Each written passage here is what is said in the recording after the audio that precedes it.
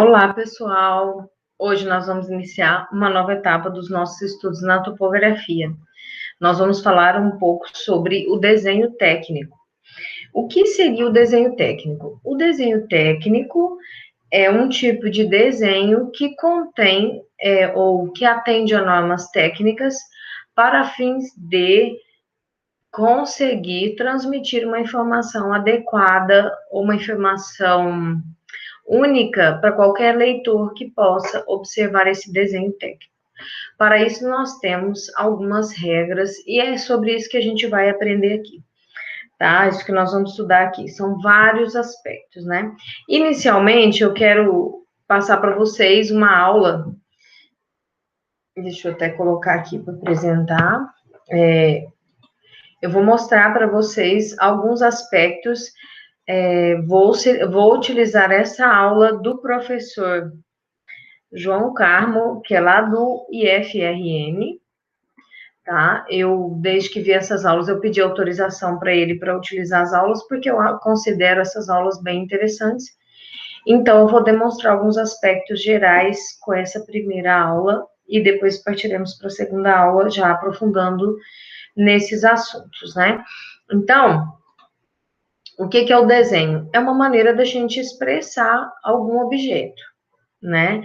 E tudo que a gente tem na natureza, na arquitetura, na engenharia, advém de formas geométricas, né? Então, por exemplo, os rios nos dão uma ideia de linhas sinuosas, os trilhos, né? A gente tem linhas paralelas tanto pelos dormentes quanto pelos próprios trilhos aqui representados. Nós temos uma bola, remete a uma esfera, o Museu do Louvre, que faz menção ou alusão a uma pirâmide, os arcos da ponte JK de Brasília. Aqui nós temos dois pilares paralelos entre si, da ponte Golden Gate, que fica em São Francisco, nos Estados Unidos. A gente tem os tirantes do cabo que prende também, que são perpendiculares ao tabuleiro da ponte e paralelos aos pilares, né? Temos também aqui uma ponte que tem um arco, Museu Nacional, que é uma semisfera, e o nome geometria, ele advém exatamente disso, são medidas a partir da Terra, das coisas que a gente observa na natureza, né?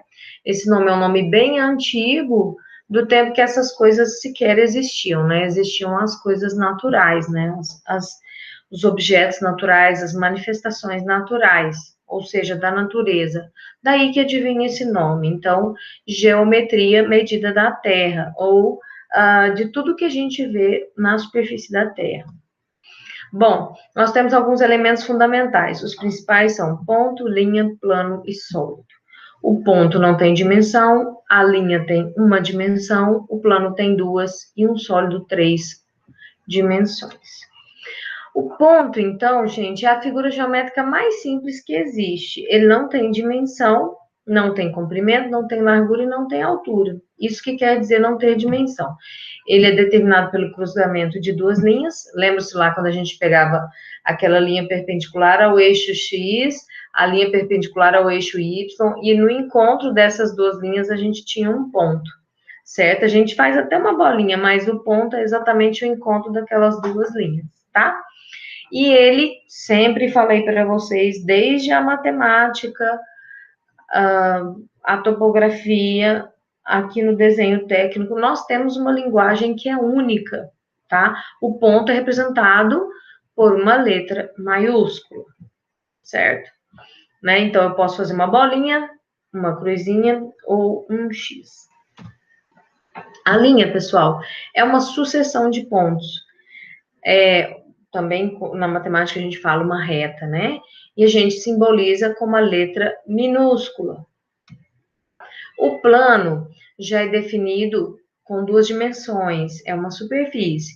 E a gente pode usar as letras gregas para identificar esse plano. Pi, sigma, fi, mi, alfa, entre outros.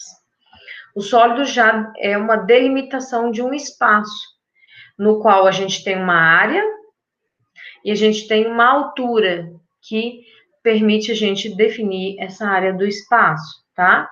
Tem 3 dimensões, uma direção X, outra na direção Y e uma outra dimensão que chama Z.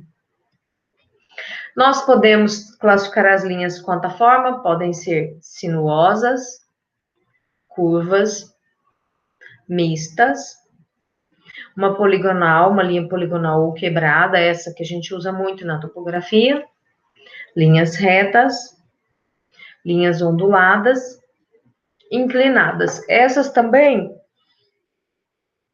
a gente percebe muito nos estudos que a gente faz. A gente pode ter linhas, né, com angulação de 0, 90, 180, 57 graus e 5 minutos e por aí vai.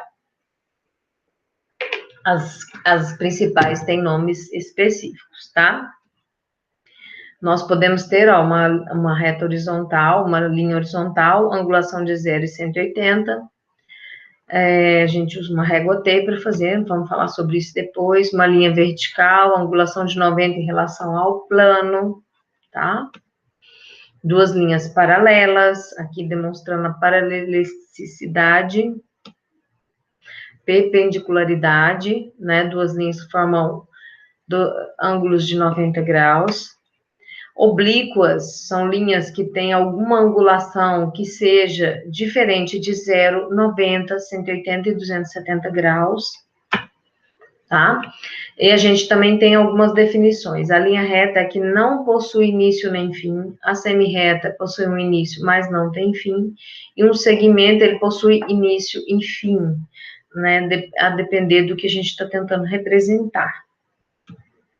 Tá? Aqui fazendo algum desenho do que a gente já conhece da matemática, né? Aqui eu não vou falar sobre isso com vocês agora, e eu gostaria de falar, para a gente finalizar esse primeiro momento, falar sobre algumas simbologias que a gente vai usar muito, tá?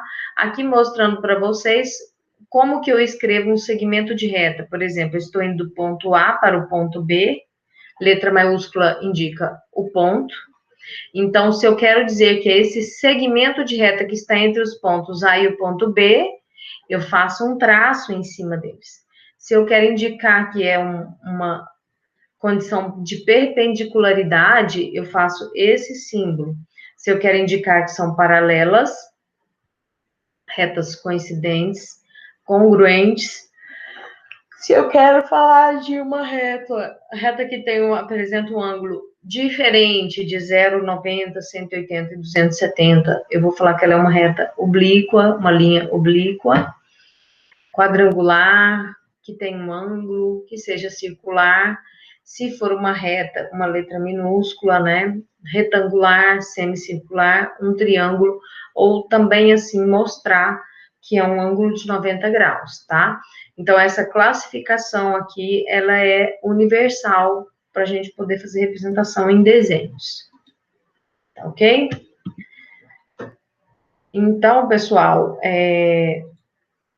qual que é a lógica até o momento, então? Aqui é apenas uma noção de quais são os elementos principais quando a gente vai fazer algum tipo de desenho, né? E a gente precisa sempre lembrar dessas representações para que os nossos desenhos fiquem o mais adequado possível. E com essa padronização, esse uso de uma linguagem universal, tanto uma pessoa aqui quanto em outro país poderá compreender esse desenho, porque esses parâmetros, eles em geral são universais, tá?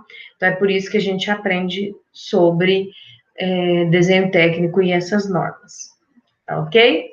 Já já a gente se fala de novo.